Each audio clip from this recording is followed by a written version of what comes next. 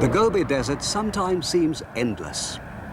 It's 240 miles or 400 kilometers from Jiuquan to Donghuang. And in many places you can see strange formations.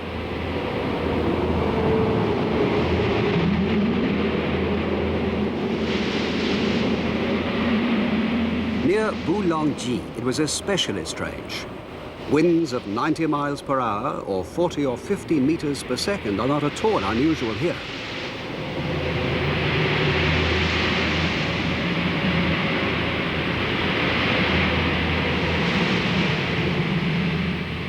Layers of sand 18 to 20 feet or 5 to 6 meters high can be seen for about 12 miles along the road here.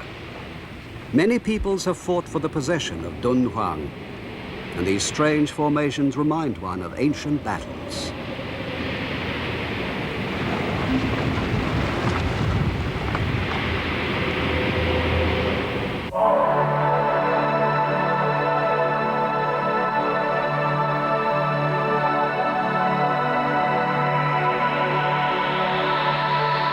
The Mogao Caves at Dunhuang, about 90 miles or 150 kilometers west of Bulongji, were rediscovered in a part of the desert that's sheltered by a few trees. The British explorer Aurel Stein, who came here early in the present century, said, "I noticed it was still a vital place of worship, in spite of its greatly disrupted appearance." 75 years later, the Mogao Caves lay before us, a carefully preserved treasure house of Buddhist culture.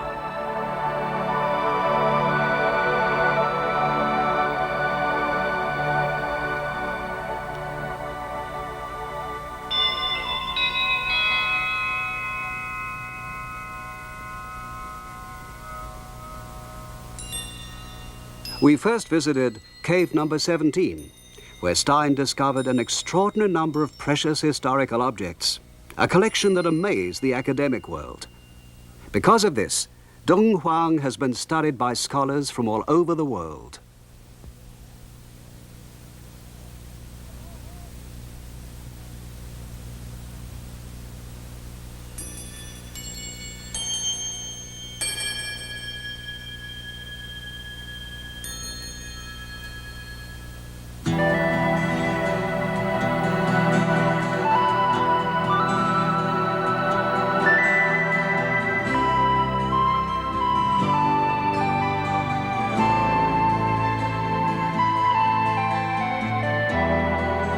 Mount Mingsha looms like a great wave over the landscape. The caves are in a mountain cliff, 150 feet or 50 meters high, and stretch a horizontal distance of about a mile or 2 kilometers from north to south. Here there are almost 500 caves, with about 3,000 statues and murals. If they were all lined up, there'd be about 30 miles or 45 kilometers in length. The longest art gallery in the world.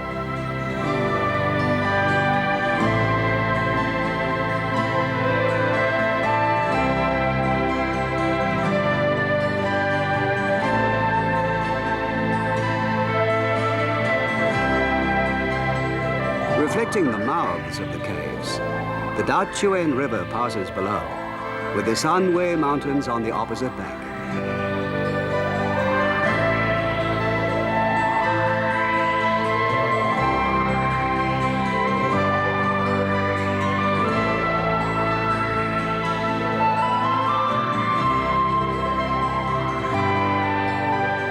There's an interesting tale about the origins of the Mogao Caves. A Buddhist monk by the name of Lajun came to Mingsha Mountain one day at sunset. He saw the peaks of the Sanwei Mountains opposite, enveloped in glittering golden light, as if 1,000 Buddhas were manifesting themselves. Thinking that it must be a sacred place, he had the first cave cut in Mingsha Mountain. That was in the year 366 AD. It was the beginning of what was soon to be a treasure house of beautiful objects.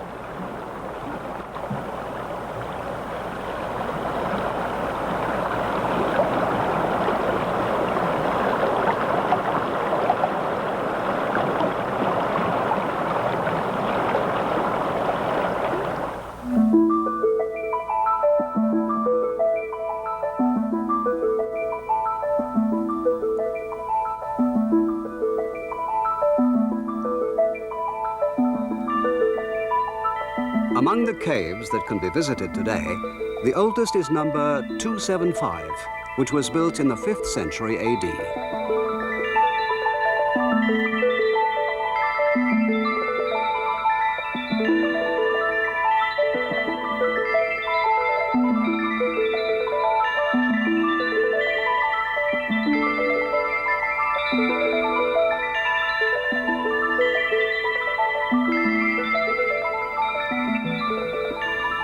The main figure is one of the Buddha of the future, who sits cross-legged. It shows many features typical of ancient sculptures. For instance, the posture, the almost completely nude upper body, and the closely clinging robe are all typical of the old Western land style.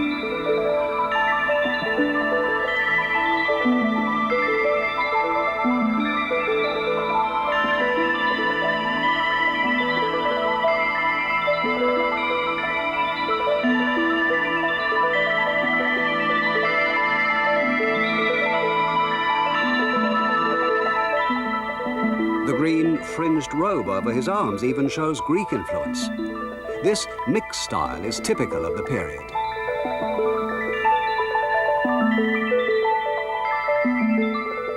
About the 5th century, when this was made, northern China and also the area around Donghuang were both ruled by the emperors of the Northern Wei dynasty, which only lasted for about 150 years. This can be regarded as a typical relic of the Northern Wei, who were of a nomadic race, but who adopted the customs and manners of the more advanced Chinese. They also adopted Buddhism, but were eventually absorbed into the mass of Chinese who were in the majority. This Buddha of the future shared the fate of the people who created it, and this particular style is not found again in China, nor did it travel on eastwards to Japan.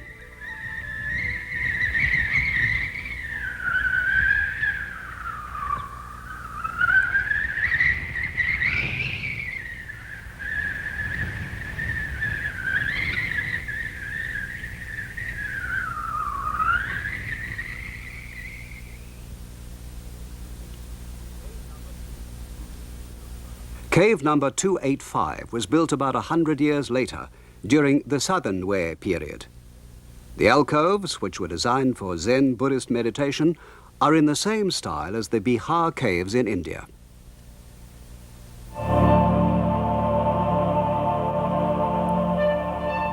But if you look at the ceiling, you'll find it's covered with pictures of mythical Chinese heroes and animals.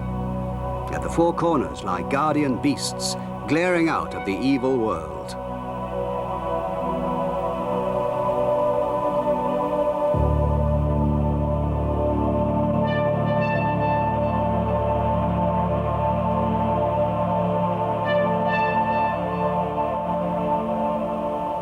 Here's a dragon with 9 heads, a character in the stories of the Shanhai Sutta.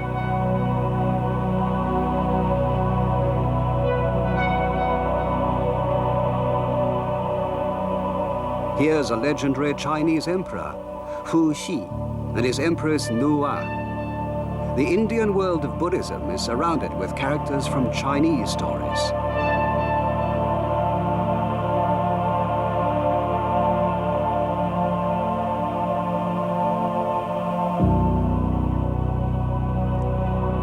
Cave number 428 was built in the middle of the 6th century, and it has a raised triangular ceiling in Chinese style.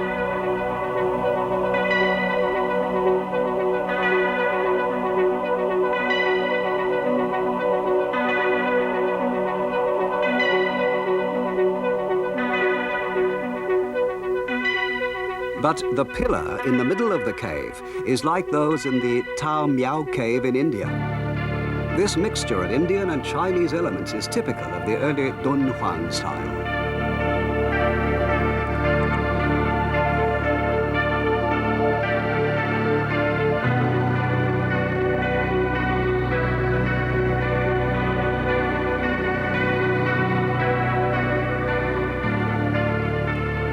Even so, these early murals sometimes seem astonishingly modern in style. When they were first seen, many people thought they were like paintings by the Fauvists, ultra-modern, in spite of the fact that they're 1,300 years old.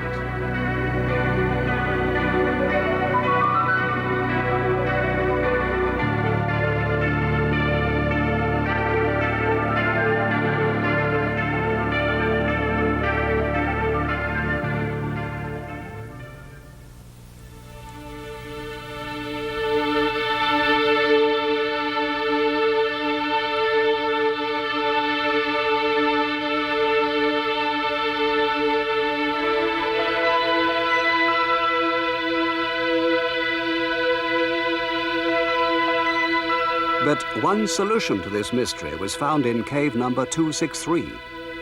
Underneath a mural painted in the 11th century was another painting from about the same time as those in cave number 428. The figure was outlined with beautiful pink shading. So what look like modern bold drawings are actually the result of the fading of the pigments caused by the light.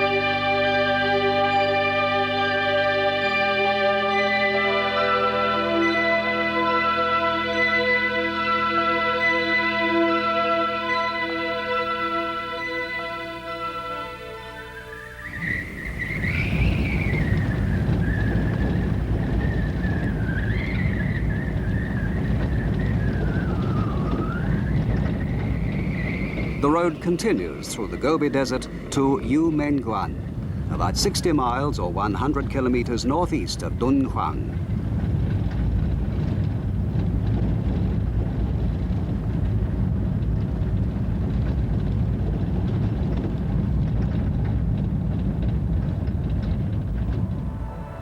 In the 2nd century BC, the Han Emperor Wu Di had conquered the western lands, and Dunhuang became a place of great strategic importance on the Silk Road.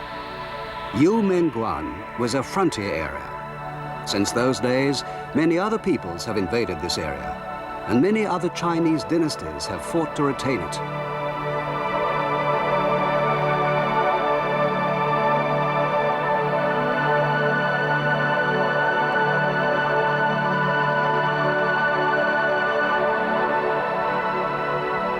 A famous Chinese writer wrote a poem in which he said that when people had traveled 10,000 leagues westwards from Chang'an and finally reached Yumenguan, their hearts were torn with grief, for it seemed they'd reached the ends of the earth.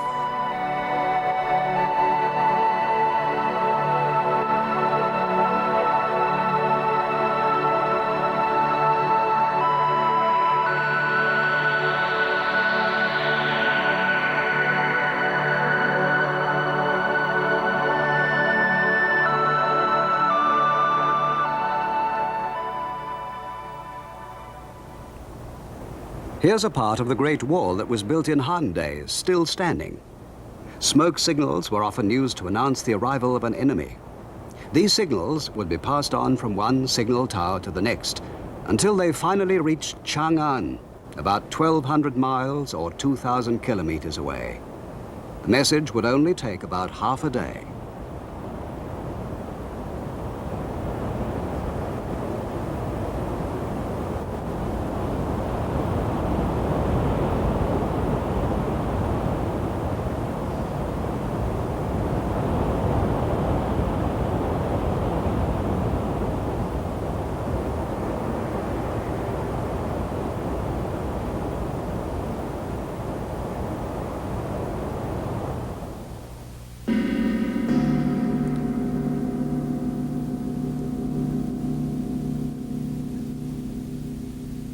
In the later part of the 6th century, China was reunified under the Sui dynasty.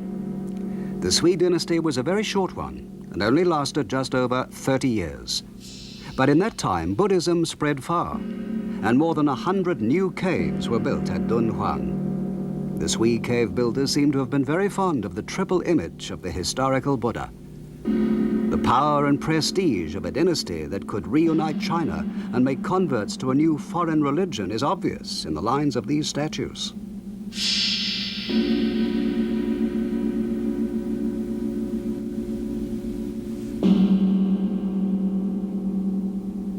And you can also see evidence of contact with the Western lands in the clothing of the triple statues, and especially in the pearl string pattern.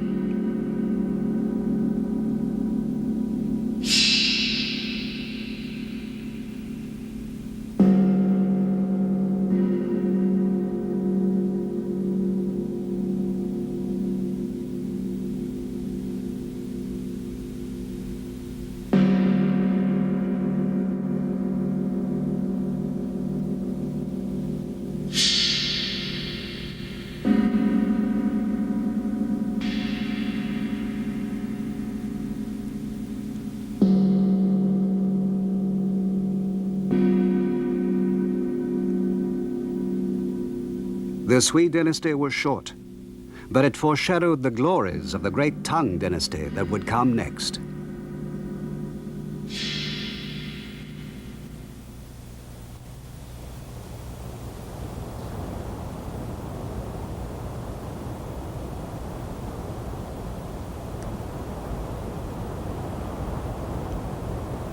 About 12 miles or 20 kilometers west of the Mogao Caves lie the ruins of Dunhuang Castle.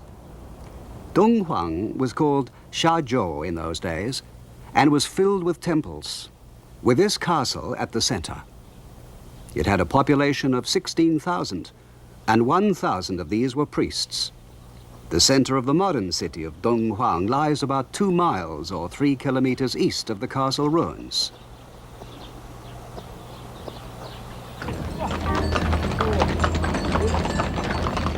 Today, this oasis town has a population of 35,000. In the autumn, it's always filled with carts on their way to the markets, carrying cotton, the main produce of this area.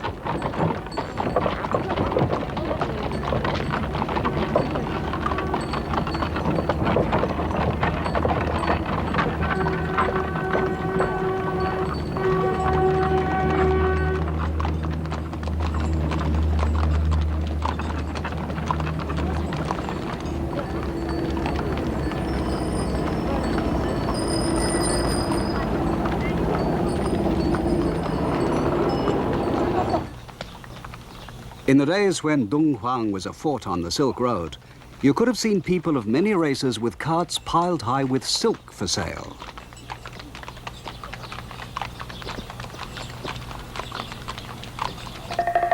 In the Mogao Caves, many scenes from the Silk Road are depicted. Here's one showing merchants who have encountered robbers on their way and who are trying to ransom their lives. The merchants are from Tibet and from other Western lands.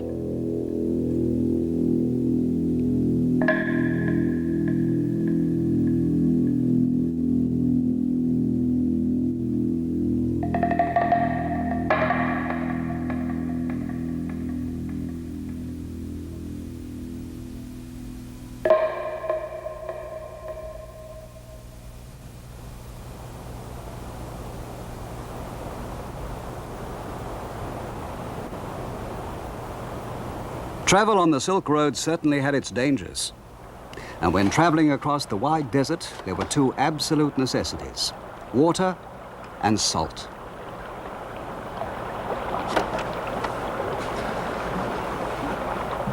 There are many salt lakes near Dunhuang. Salt from these lakes must have been very useful for the travelers along the Silk Road. Even today, you can see people digging salt here.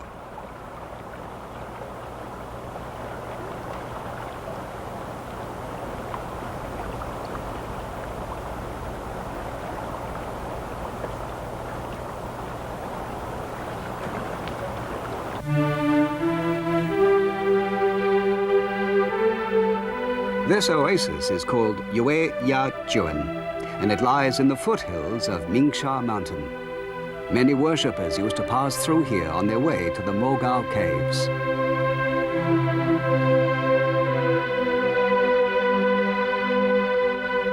Stein, who came here in 1907, said that at that time, the Mogao Caves were still a place of living worship. On at least one day a year nowadays, you can still sense a similar atmosphere. On the Buddha's birthday, they hold an open-air market in front of the caves. And people come from nearby villages to celebrate with songs and to play the Chinese fiddle. This festival must be more than 1,000 years old, dating from the time the caves were first built. Today, the spirits of the images seem to live again.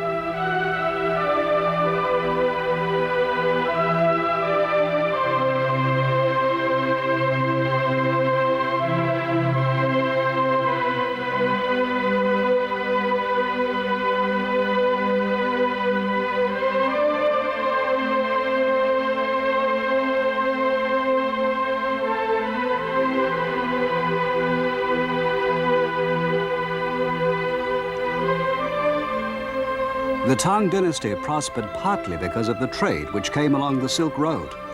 And it was during this time that the Mogao Caves went through a golden age.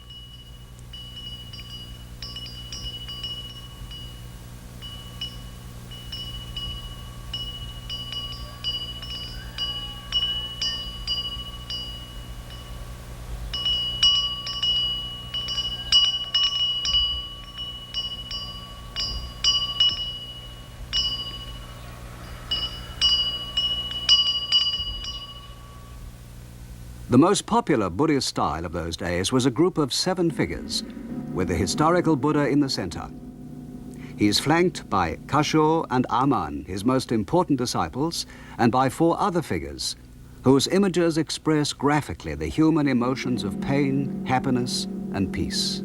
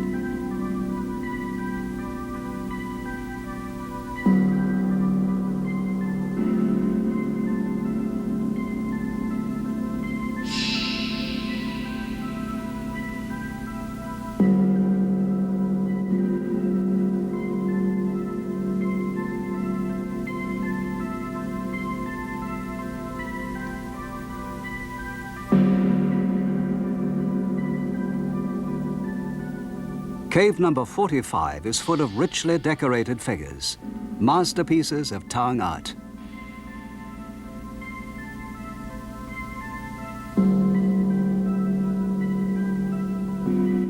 This is Aman, who served the Buddha unceasingly.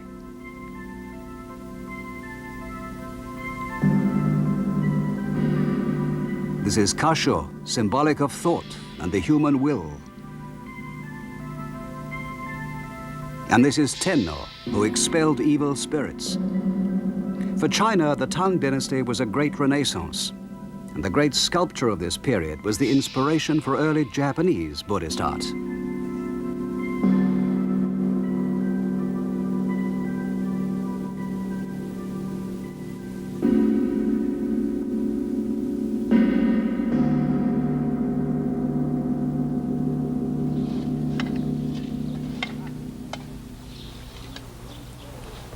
At cave number 130, the Donghuang Cultural Research Center has recently begun new excavations.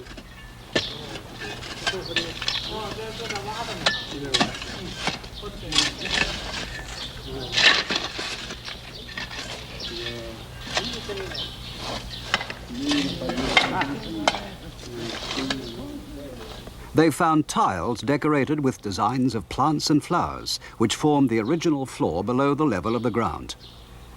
The enormous Buddhist temple, which they've revealed, is now being opened up to the world for the first time.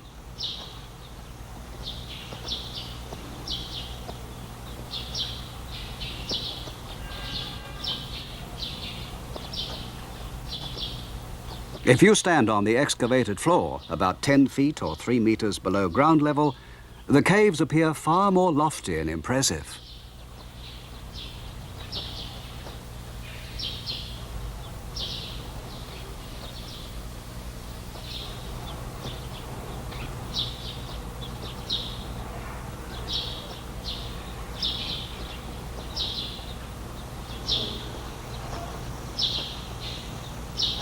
The people of the Tang dynasty saw a much more wonderful sight than anything we can see today.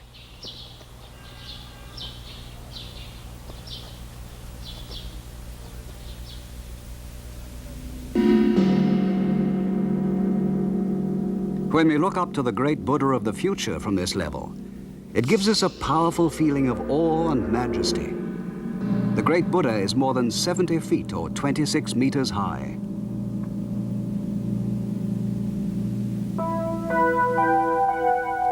During the Tang dynasty, many people must have looked at this mural. Angels fly around the figure of the Amida Buddha, and below are many others in graceful poses.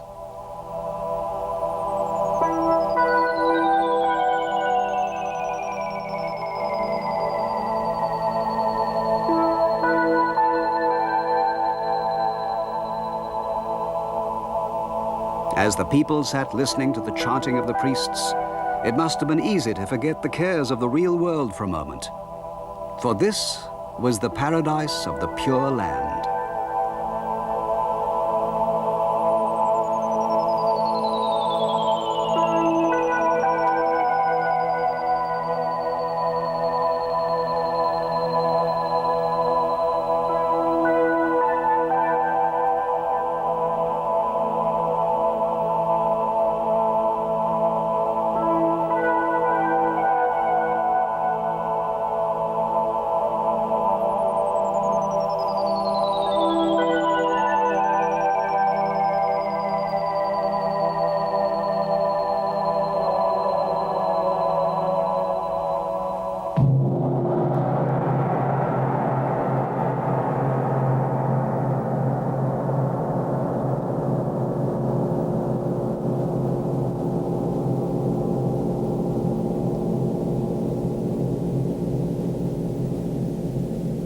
At that time, many people worshipped the Pure Land.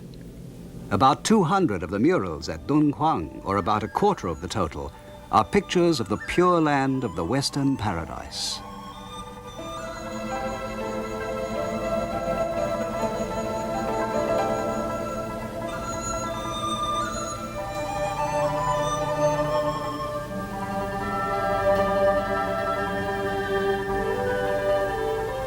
This mural shows a sort of dance that was popular in Chang'an during the Tang Dynasty. It came to China from the Western lands and seems to have consisted of pirouetting on tiptoe to lively music.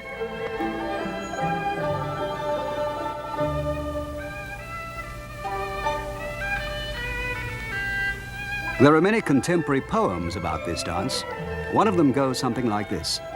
The dancers spin like a whirlwind towards the sky. They seem to move as fast as lightning.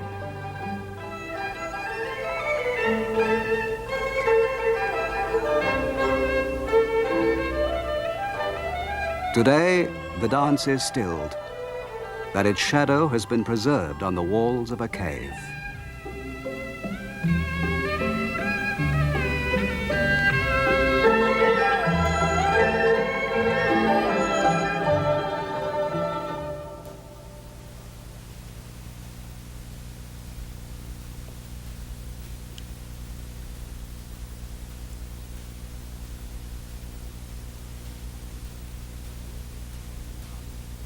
When you think of Dunhuang, you automatically think of murals. And if you think of murals, you think of Dunhuang. Perhaps the most wonderful are those of angels. In the early paintings of angels, they're often in ungainly poses, and their flying seems rather clumsy.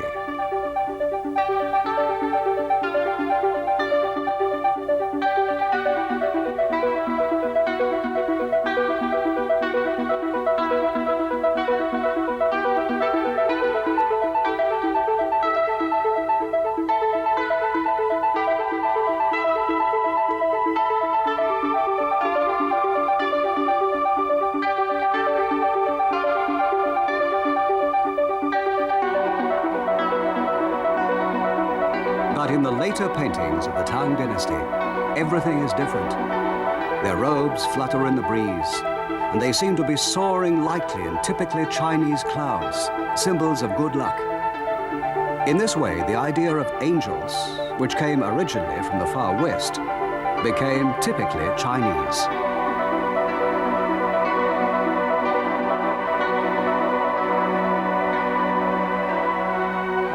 One of the staff of the Dunhuang Culture Research Institute had been looking all day at the murals of angels. And that night he had a dream. He thought he saw thousands of angels with their long sleeves waving in the wind. When the last angel had flown away, he thought he heard an echo of the wind bells in the great temple and of the wooden bells about the necks of the camels.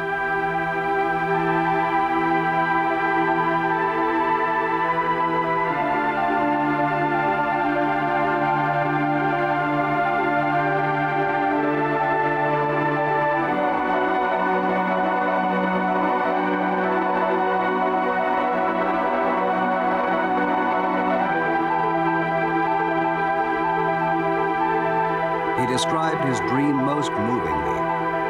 It was the kind of dream only someone who has studied these murals for many years could experience.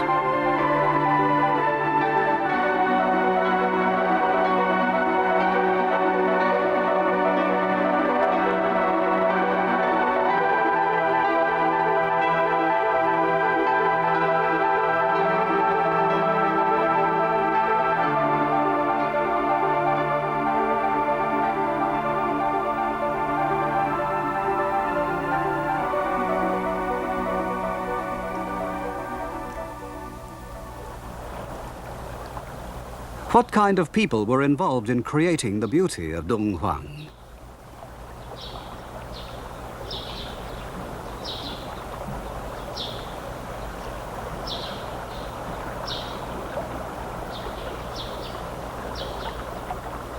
At the northern end of the Mogao Cave, there are small caves which have been opened up and they look like a beehive.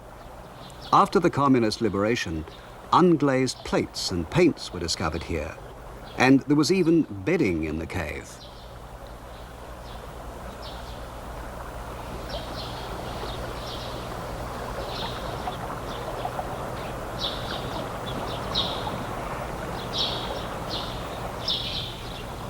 In order to paint a series of murals over a long period of time, the artists had to live in the caves.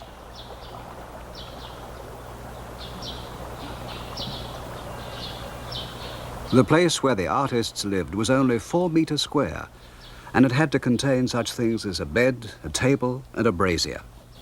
Almost all of those artists were anonymous. There is one contract in existence dealing with an artist's debt, and the collateral he had offered was a child. He was obviously poor, and today we don't even know his name.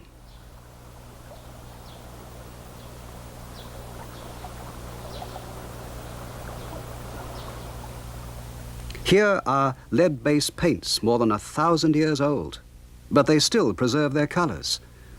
This kind of paint, which doesn't fade easily, was used for most of the Dunhuang murals. But the names of the artists themselves have faded completely from history.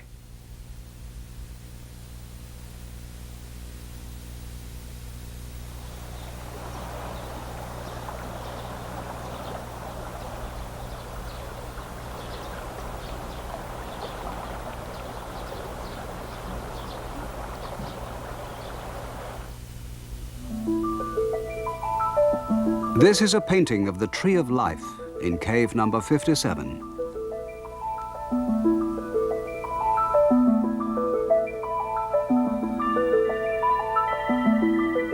The beauty of this painting of a bodhisattva is unusual even for the Mogao caves. The skin seems to blush with pale pink, and the floral crown has been dusted with gold with the most marvelous skill.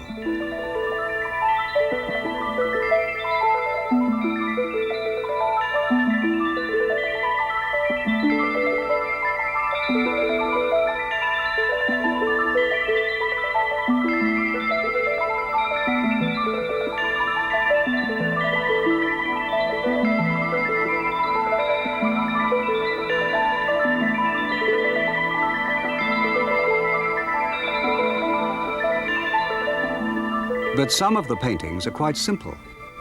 Here, the donor has been painted with simple, bold strokes in a very realistic manner. She was a courtesan. The plaque says that she was donating 6 figures of the Buddha and that she was giving up her old ways to follow a religious life.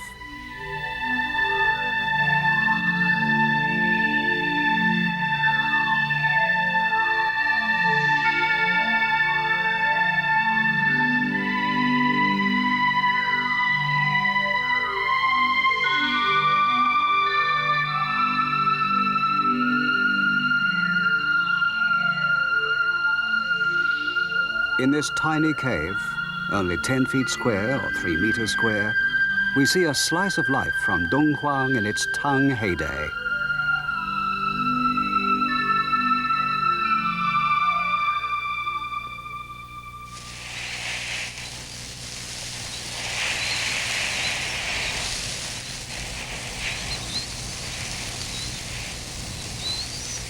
The greatest enemy of the Mogao caves is the desert sand. The temples are attacked daily by the sand, especially when the strong spring winds blow in April and May. If they weren't protected, the temples would soon be buried under drifts of sand.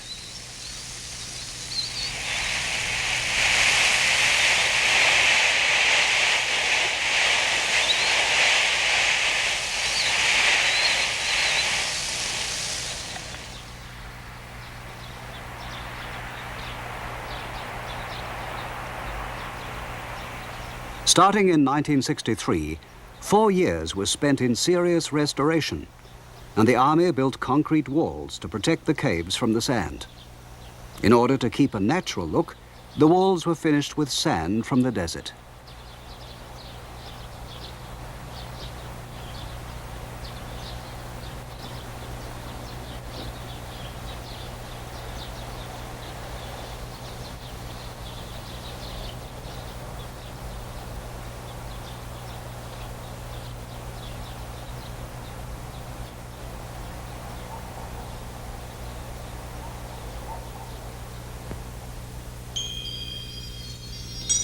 Today, the beauty of the Mogao Caves is appreciated by art historians and art lovers from all over the world. But in the past, some people let their enthusiasm get the better of them and even vandalized the murals to take parts of them home. An American art historian left these holes when he took sections of the wall away with him.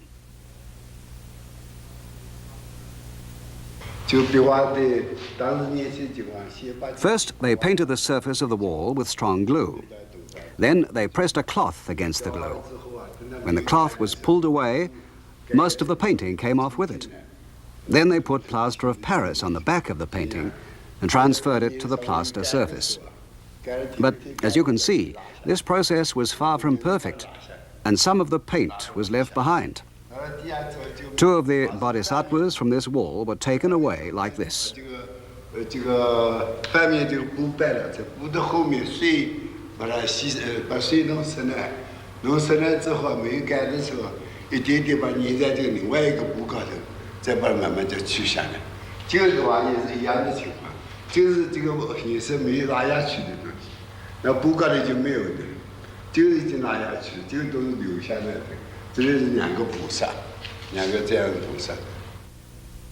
Today, the pictures of the two bodhisattvas are in the Fogg Museum in Boston. Let's put them back and see what the entire painting looked like.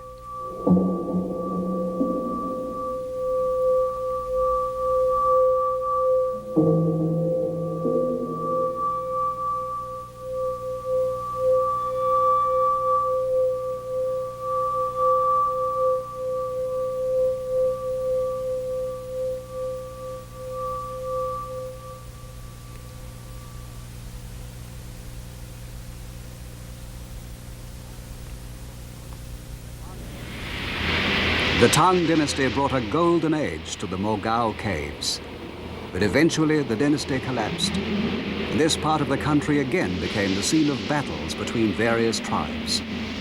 Some of the story can be read on the walls of Dunhuang.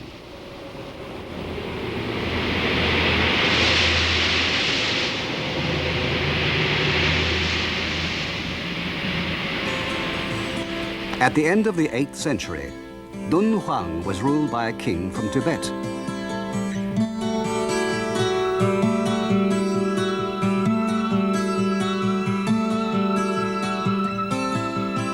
In the middle of the 9th century, the chief of a local tribe, who was called Zhang Yi Chao, defeated the Tibetans and ruled the people. Here you can see him at a grand parade with his soldiers.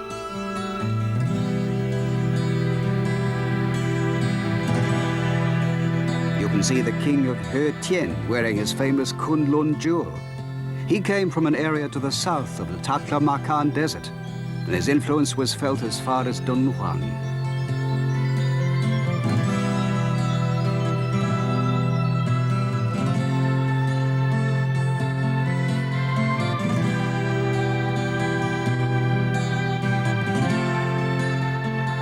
This is King Shi Xie, who ruled Dunhuang during the 11th century. During the reigns of these various kings, something happened that we can't explain today. The mystery of cave number 17.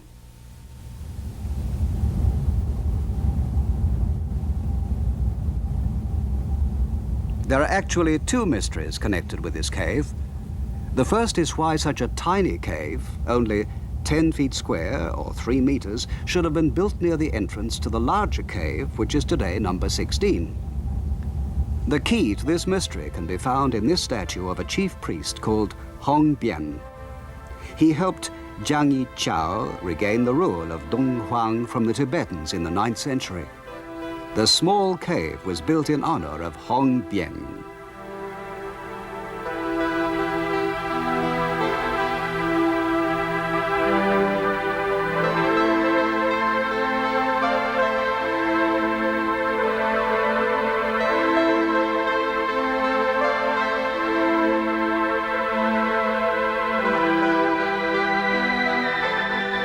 The figures in the mural represent his companions. This, then, was the reason why this small cave was built.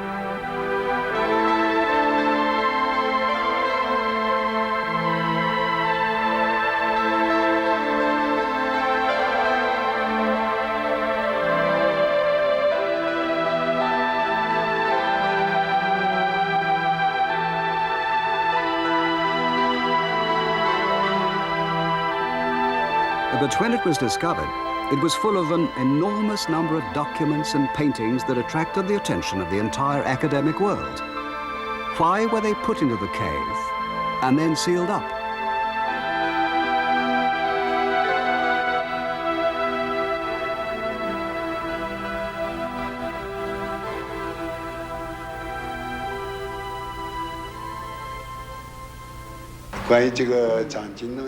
There are two theories about when the cave was sealed. One says that it was in 1036 AD when Shi Xie conquered Dunhuang. The other is that it was a little later, in about 1054, during the actual reign of Shi Xie.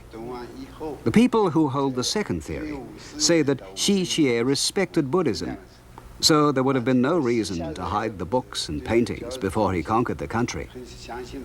But during his reign, many Muslims came from the West, and it's believed the things were hidden to protect them from the Muslim iconoclasts.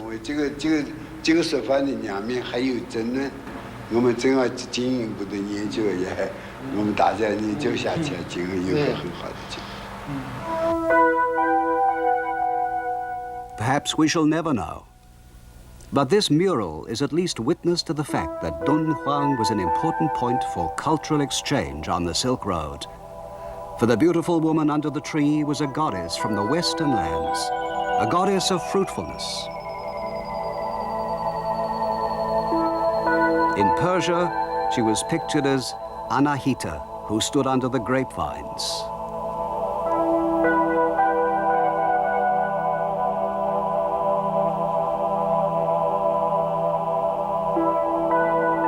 Further east, the figure appears as the goddess Yakshi, who stands under a mango tree in Baput in central India. And at Turfan, another important stopping place on the Silk Road, the goddess stands under a tamarisk tree and symbolizes the survival of life in the desert.